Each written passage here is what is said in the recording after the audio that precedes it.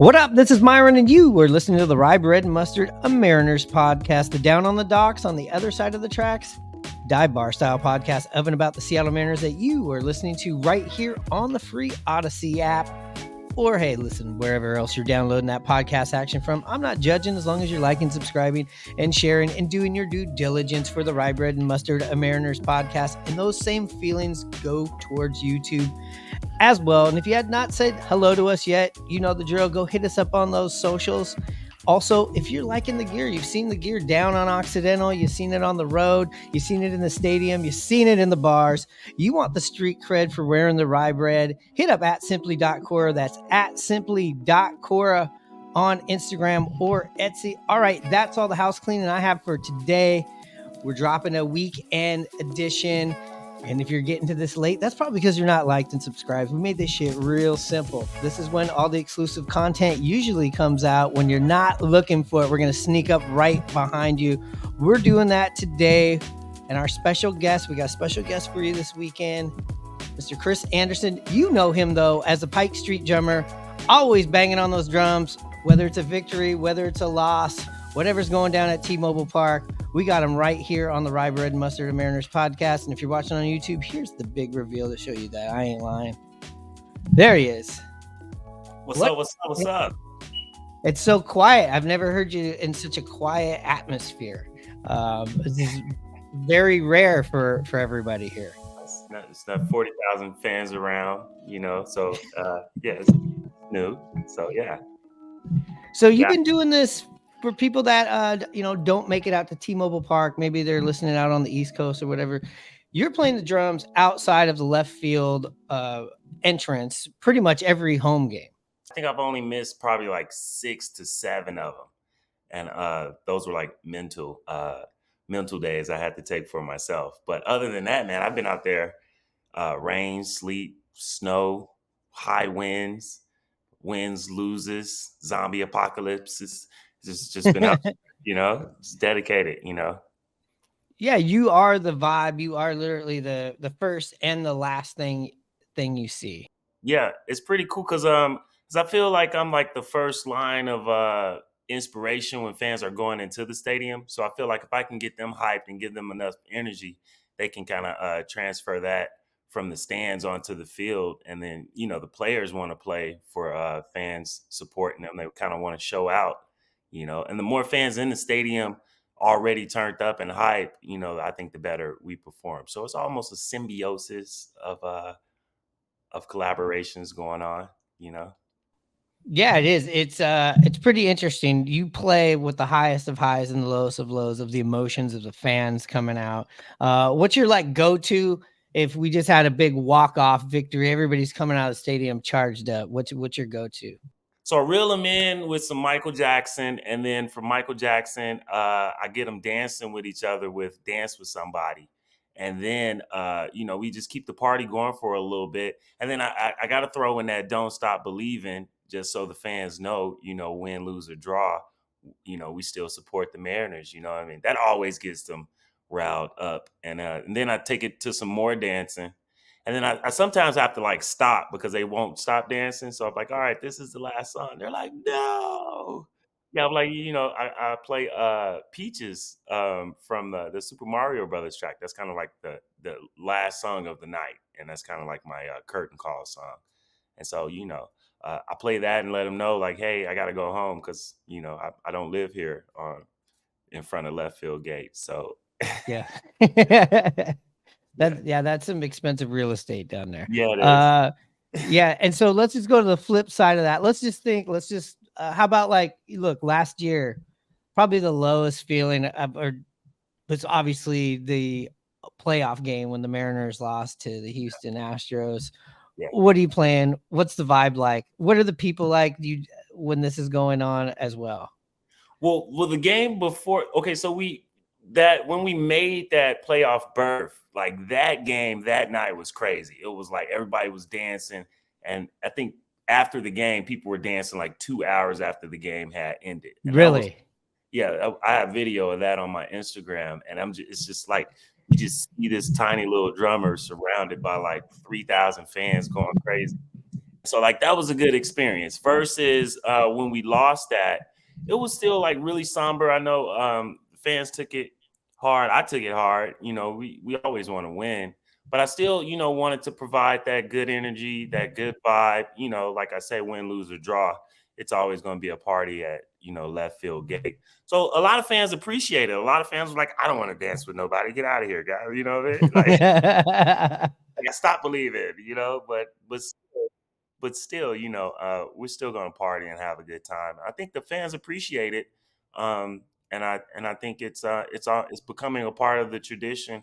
Uh, Going to the ballpark. I know a lot of parents hit me up, and their kids are like, "Can we see Pike Street Drummer after the game?" You know, and then the games I'm not there, which is probably like those 6 or 7 that I missed. You know, they were a little bummed, and so they you know DM me the messages of their kids, and so I post those. You know, I like to post from the fans' experience perspective of what they're experiencing at the park. So like that's really cool.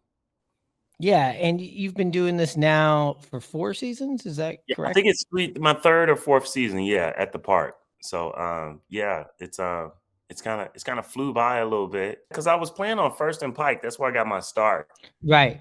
and then a couple people were suggesting like, hey, you should like go play in front of the Mariners Stadium, and I was like, okay. People kept asking, and so I like finally set up in front of left field gate, and then the park manager came out, and he was like, hey, who are you with, and like how did you get here, or like who did you talk to? I was like, man, I just set up. He was like, whatever you do, man, just keep coming back, and we're not going to say anything if nobody else says anything. And so since then, I've just been there, man. Rye Bread and Mustard, a Mariners podcast. We have the one and only Mr. Tom Hutler. How are you doing? Doing well, guys. Thank you for having me. There was one time I came out of a watering hole in West Seattle, and this guy had been overserved. I came out of the restaurant, and he goes, "You're the Mariner guy?" I go, "Yeah." And he goes, "Could you do Ken Griffey Jr.?" And I said, "Okay." So I did it, and he goes, "You're a great man." I love it. Listen and subscribe to Rye Bread and Mustard, a Mariners podcast, on the Odyssey app or wherever you get your podcasts. You know, doing a little bit of homework on you before you came on here. I looked up some articles. Also know that you're born and raised in Chicago. You've been out in Seattle for a decade. So Yeah. what was Chicago like? How was that music scene? Obviously, a lot of great artists come out of Chicago, especially in the late 90s and early 2000s. So what was that music scene like, and what was your music upbringing? Well, I always wasn't playing on the street. I was actually going to Columbia College, and there was this brass band called Hypnotic Brass Ensemble. It was 8 brothers. They all played uh, brass instruments, and they would street perform in front of my college. And I would just sit there and watch them. I asked them one day, like, "Yo, you guys need a drummer?" And they were like, "Yeah." And so I started playing with them and started skipping college, and we were street performing all around downtown Chicago, and we were making a lot of money for 8 guys splitting that money down at the end of the day. So we started going to New Orleans, LA, and New York, and we got to New York and actually stayed in New York probably about we lived there for like 8 years. That was like different. And from New York, we started meeting like all these A-list celebrities just like downtown in Times Square playing on the street. A lot of people would ask us to come to their studio sessions. We met one of the representatives from the Gorillaz. They flew us out to London to do some studio work, and we ended up touring with the Gorillaz for a while. Um, Maxwell, Erica Badu, 50 Cent, Ghostface, Kanye West. I did production with the B-52s and Wyclef, and just a whole list of people, you know what I mean, out in New York. And I met a girl and moved to Seattle. I know that you also toured with Mos Def. Is that right? Yeah, man. We toured Mos Def for a while. It was so Robert Glasper, he's Grammy Award winning pianist. He was Mos Def's musical director, and we were working with him, and he brought us on this Mos Def big band tour. And so we toured all over seas with Mos Def, London, Paris, Amsterdam, Dublin. We did a bunch of shows in Dublin. And from those tours, the band Hypnotic Brass Ensemble, we started to create a name for ourselves, and we toured not individually, but as a group, as Hypnotic Brass Ensemble for like a while. They're actually still touring. They've been touring for the past 27 years now. Yeah, they're all over any major platforms. YouTube, Hypnotic Brass Ensemble. Uh, they're really dope, man. They're like a fusion of like jazz and hip hop, a little R&B in there. Yeah, man.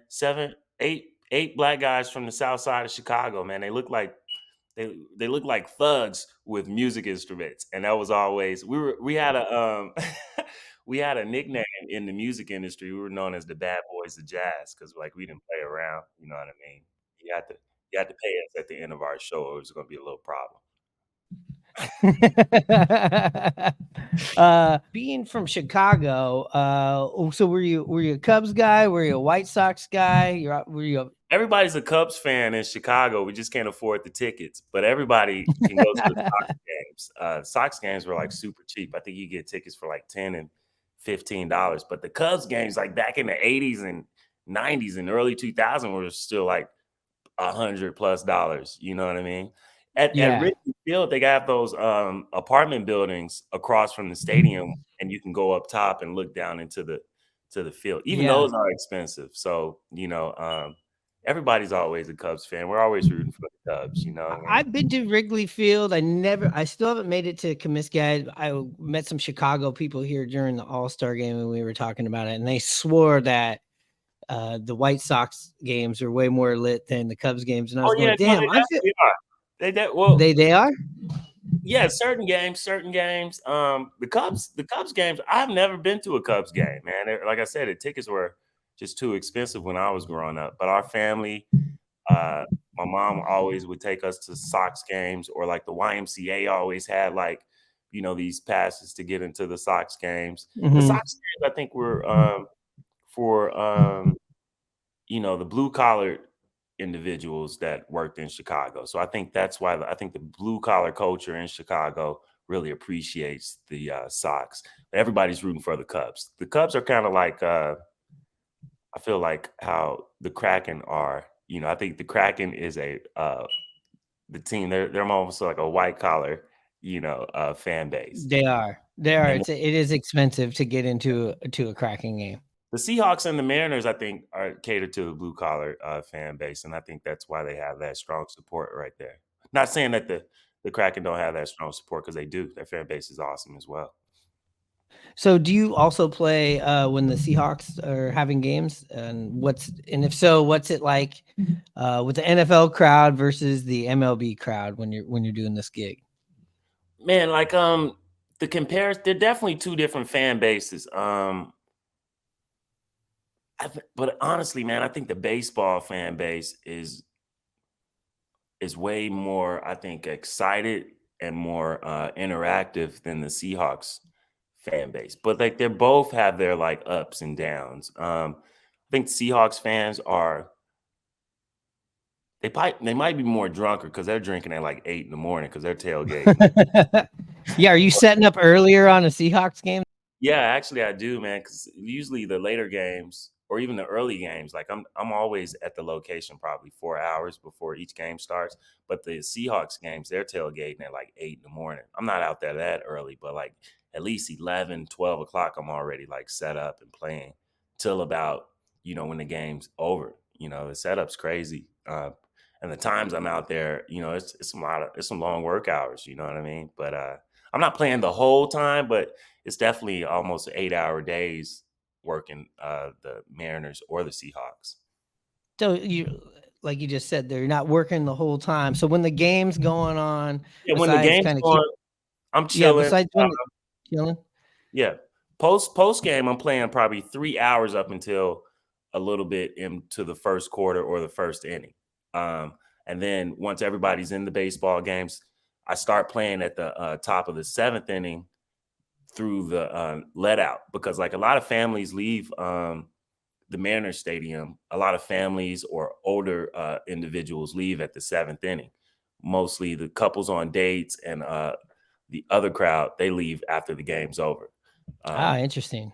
Yeah, I kind of got it down. It's down to a science, man. I got it down. Yeah, so you're playing for all those people who are like, look, we got to go. We got to get on the we got to get up the on-ramp and get the hell out of here. Yeah. A lot of it's usually typically a lot of families with like younger kids or like older individuals over like 40, 50, 60. They're leaving at the top and bottom of the 7th.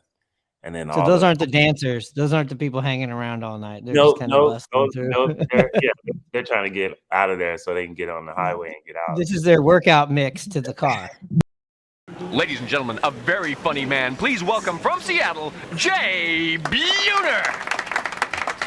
Here's one for you. Horse walks into a bar.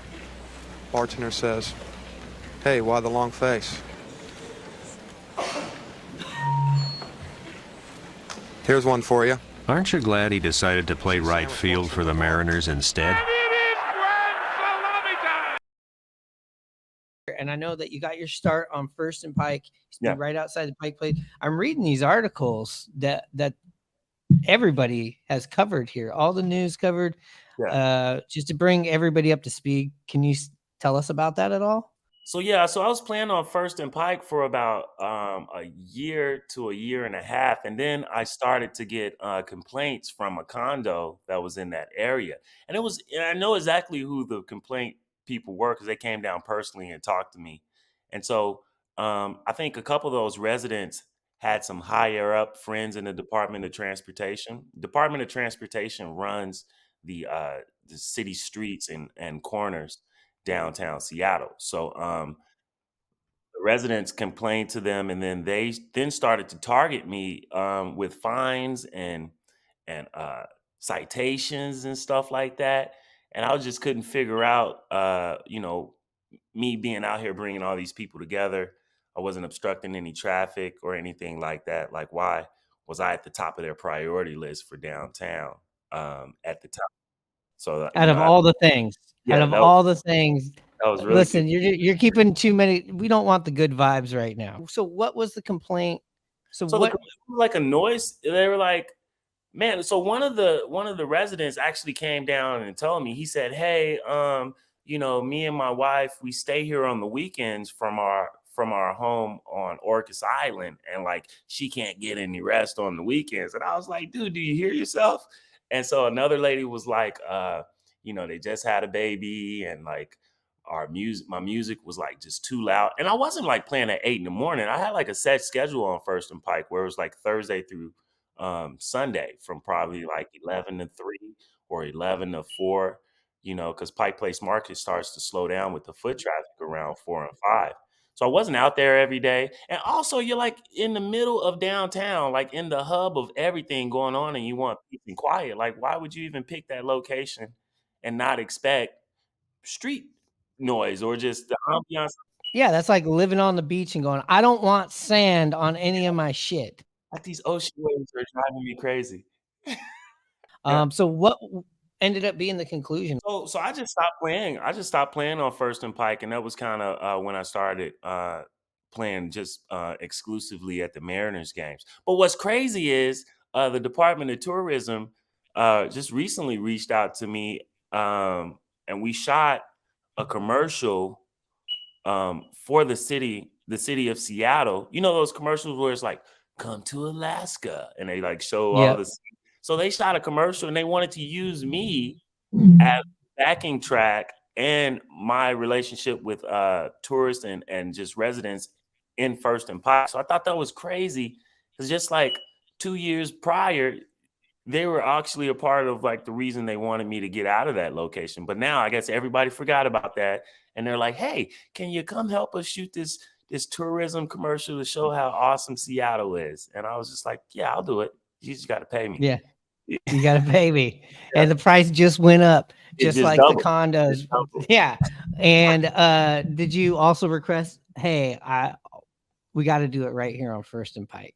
Well, they actually suggested that. They're like, "Hey, we want." It was their idea. They were like, "Yo, can you come back to First and Pike?" But also, man, I got like crazy. I probably got like $4,000 in fines from the Department of Transportation, and I was Wow. like, like who's going to cover these fines? Because I'm not paying it. I'm not paying it. I felt like what I was doing was actually enhancing the vibe of the city. Because like in First and Pike, there's a lot of tourists, and like when they show up, they just think that's what's happening in Seattle. Like, whoa, they got like this going on the corner in Seattle. And so like I felt I was helping the city out, and the city to then start to target me and just make me public enemy number one for playing Michael Jackson. It was crazy. I know, just the tragedy. It's just a tragedy, especially for the people from Orcas Island. I mean, I couldn't understand that. Rye Bread and Mustard, a Mariners podcast.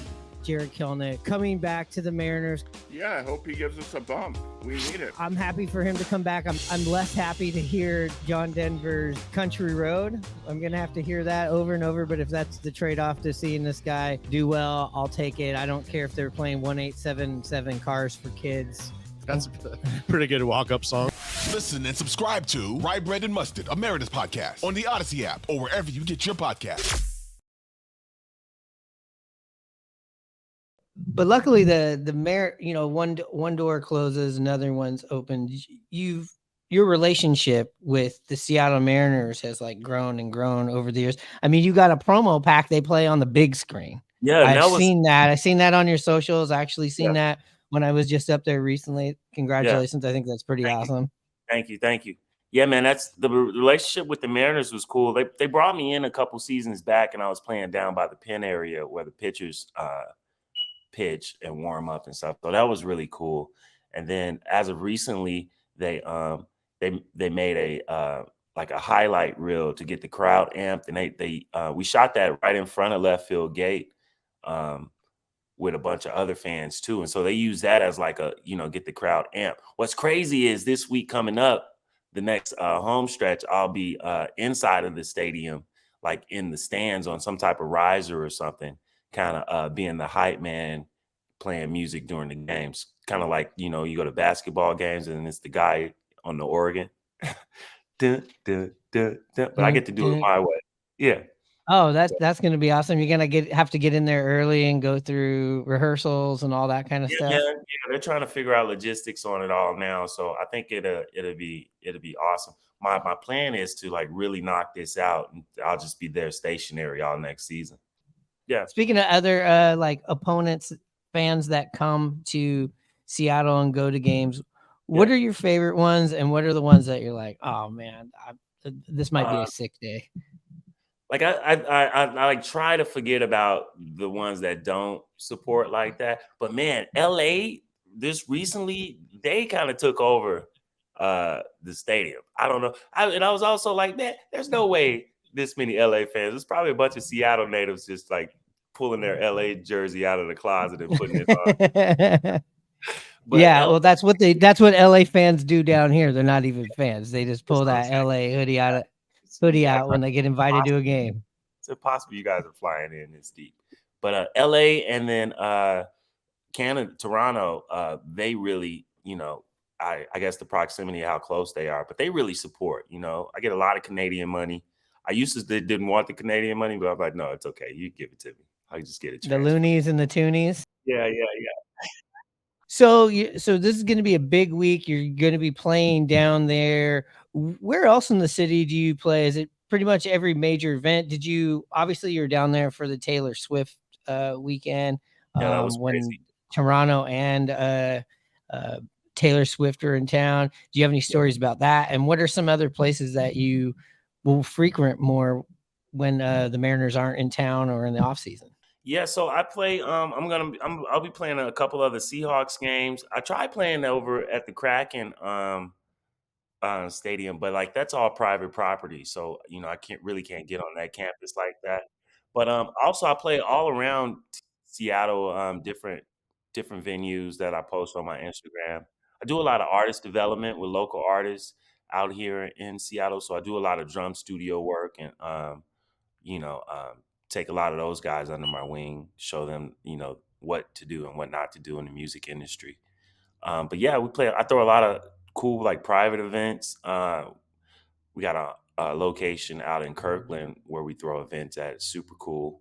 But yeah, I'm all around town doing the different events. I just did a Yelp event yesterday at Hotel 1000, and that was for like all the elite Yelp reviewers in the state of Washington. Yelp threw them a party. So I was that is quite an exclusive group there.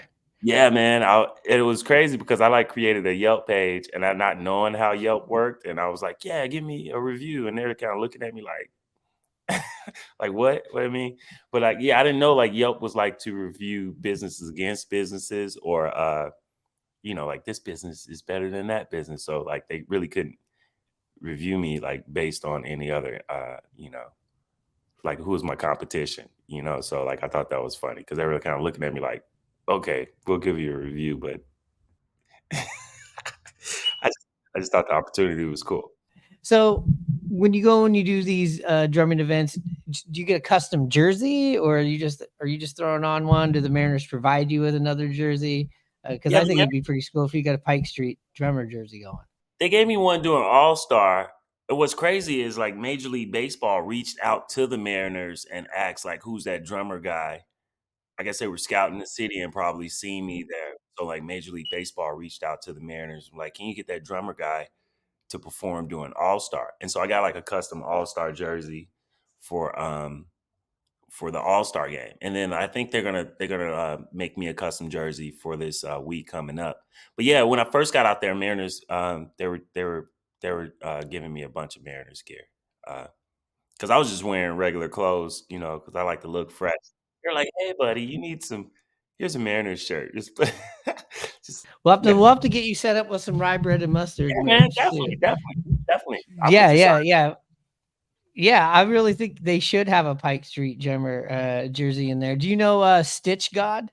Yeah, I just actually met him recently. I've seen a lot of his stuff, man. Yeah. I actually started designing this t-shirt line mid-season. It's called Saint Wear, and I took King Griffey Jr.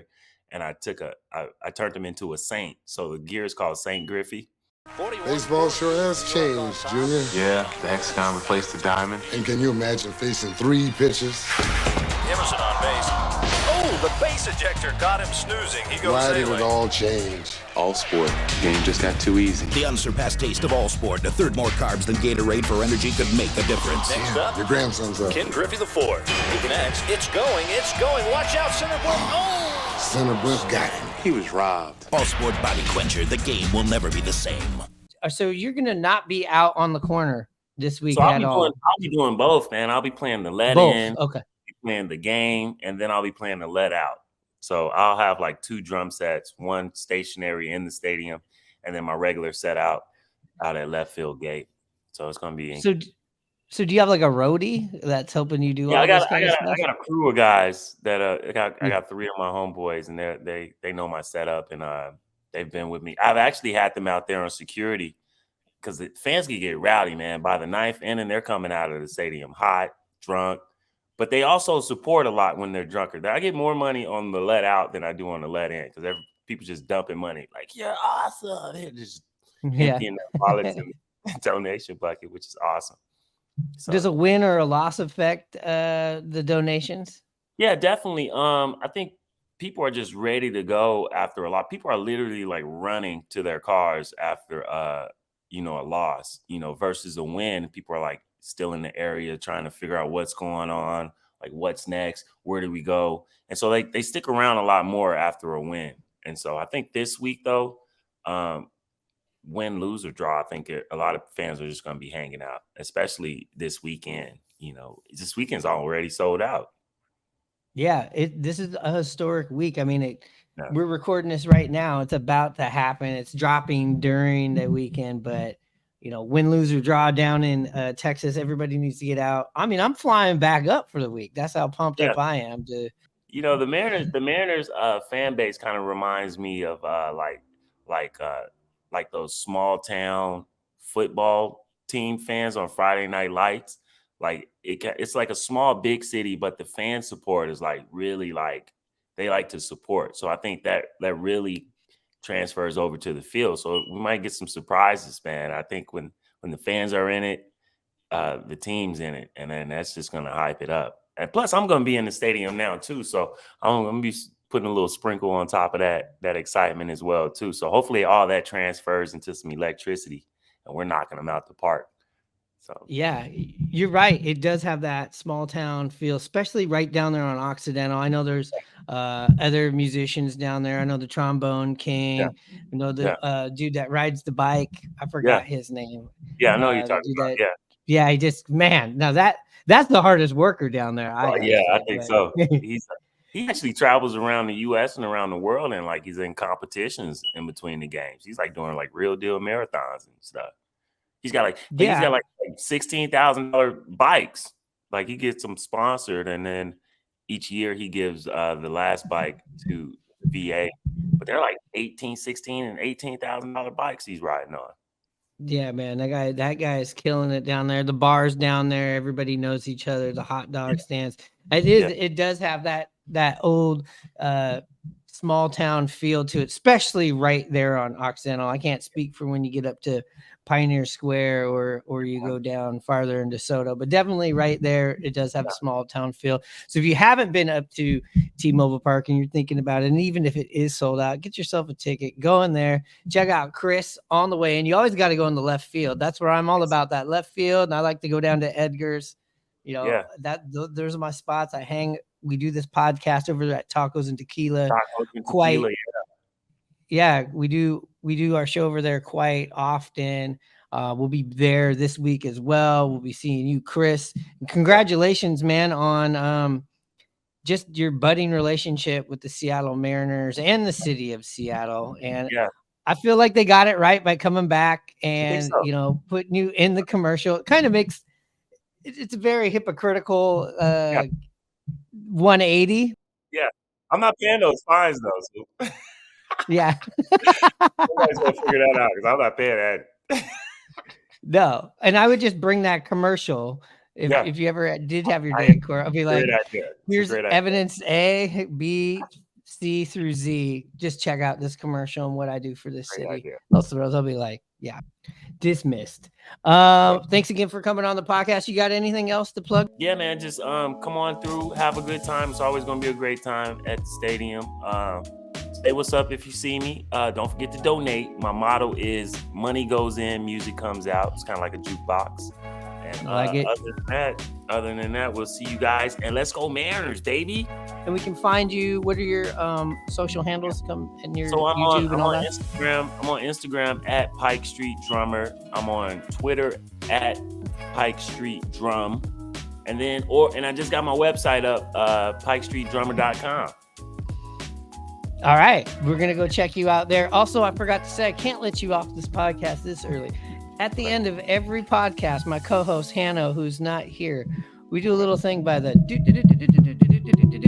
and then I do the charge. So, since we got the Pike Street Drummer up here, I want to hear the drum of the charge, and I'll handle the charge. Charge. Yeah. We'll see you soon, Chris. All right, brother. Thanks.